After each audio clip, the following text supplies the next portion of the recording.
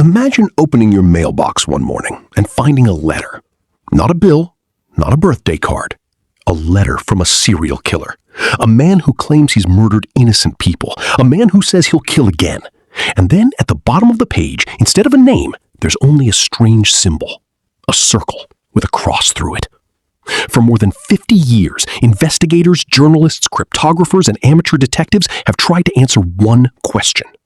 Who was the Zodiac Killer? And despite decades of investigations, thousands of leads, and millions of dollars spent, nobody knows. This is the story of America's most infamous unidentified serial killer. A killer who didn't just murder people, he turned fear itself into a weapon. Northern California, December 20th, 1968. The Christmas season was only days away. Teenagers David Faraday and Betty Lou Jensen were parked along a quiet stretch of road known as Lake Herman Road. It was the kind of place young couples often went to be alone. Dark, quiet, hidden from the world. At some point that night, another vehicle pulled up nearby.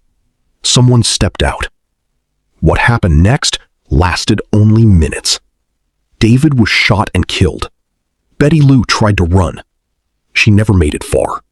She was shot multiple times and died just feet away. The killer disappeared into the darkness. No robbery, no obvious motive, no witnesses. The murder shocked the local community, but nobody realized they had just witnessed the beginning of something much bigger, something far more terrifying. Because this wasn't the last attack.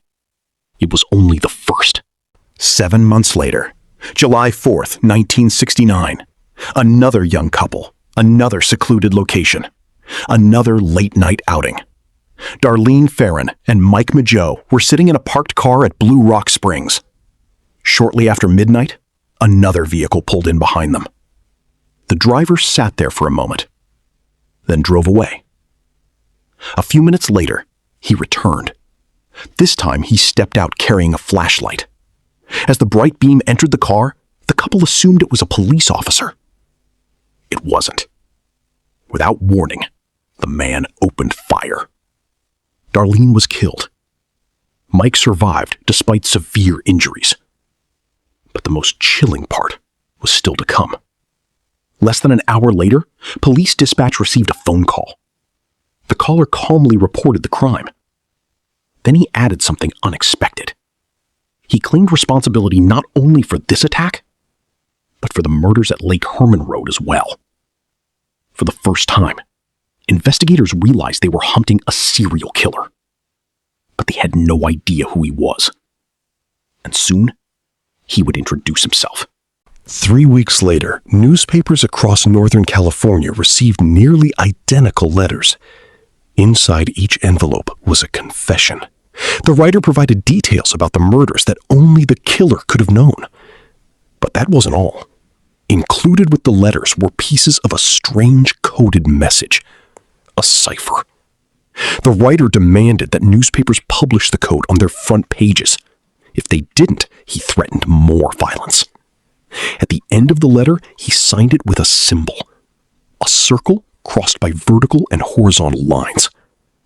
And for the first time, the world heard the name, the Zodiac. The code quickly became national news. People everywhere attempted to solve it. Teachers, students, police officers, mathematicians. Entire families gathered around kitchen tables trying to crack the mystery. Eventually, a school teacher and his wife solved the cipher. But the message didn't reveal the killer's identity. Instead, it revealed something far more disturbing. The Zodiac claimed he enjoyed killing people. He described humans as his slaves for the afterlife. The message was bizarre, disturbing, and deeply unsettling. The Zodiac had achieved exactly what he wanted: attention. Over the following months, the Zodiac became more than a killer. He became a media phenomenon. Newspapers eagerly reported his letters. Television stations discussed his threats. The public followed every development. And the Zodiac loved it. Each new message seemed designed not only to frighten people, but to ensure he remained the center of attention. Then came another attack, one that would reveal just how bold he had become. September 27th, 1969. Lake Berryessa. A peaceful afternoon near the water. Brian Hartnell and Cecilia Shepard were relaxing on a hillside when they noticed a man approaching. At first, he appeared strange. Then they noticed what he was wearing. A black executioner's hood, dark clothing, and on his chest, the Zodiac symbol. The man claimed he was an escaped convict. He told the couple he only wanted their car. Then he ordered them to tie each other up. Moments later, he attacked them. The brutality was shocking. Afterward, the killer calmly walked to their vehicle.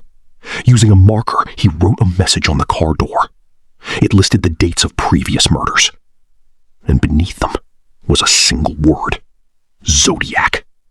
It was his signature, his way of taking credit, his way of proving he was always watching. Less than a month later, the Zodiac struck again, this time in the city, San Francisco. October 11th, 1969. Taxi driver Paul Stein picked up a passenger. It seemed like an ordinary fare. It wasn't. When the taxi reached its destination, the passenger shot Stein and killed him. Then, in an astonishing display of confidence, the killer walked away. Witnesses saw him. Police officers came frighteningly close to catching him. But a communication error led officers to search for the wrong suspect description. The Zodiac slipped away. Perhaps the closest investigators ever came to capturing him. Gone. Just like that. Over the years, more letters arrived. Some contained threats. Others contained cryptic messages. Several included ciphers. One of them became known as the 340 cipher. For decades, nobody could solve it. Not the FBI. Not professional code breakers. Not intelligence agencies. It remained one of the greatest unsolved puzzles in criminal history. Then, in 2020, more than 50 years after it was created, an international team finally cracked the code. People hoped it would reveal the Zodiac's identity. It didn't. The mystery remained. As the years passed, countless suspects emerged. One name appeared more often than any other: Arthur Lee Allen. Many investigators believed he was a strong candidate. Some evidence pointed toward him, but other evidence didn't fit. Crucially, no definitive proof ever connected him to the murders.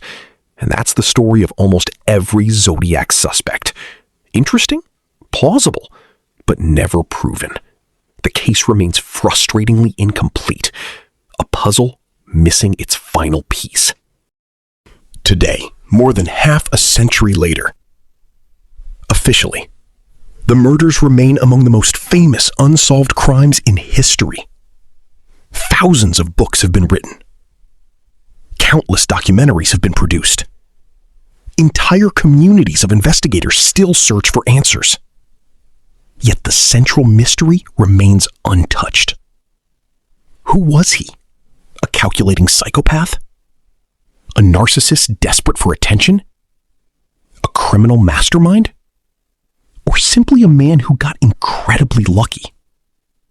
Nobody knows. And that's what keeps the story alive. Because unlike most true crime cases, this one has no ending. No courtroom. No confession. No final chapter. Only questions. And somewhere in those questions, the Zodiac Killer continues to exist.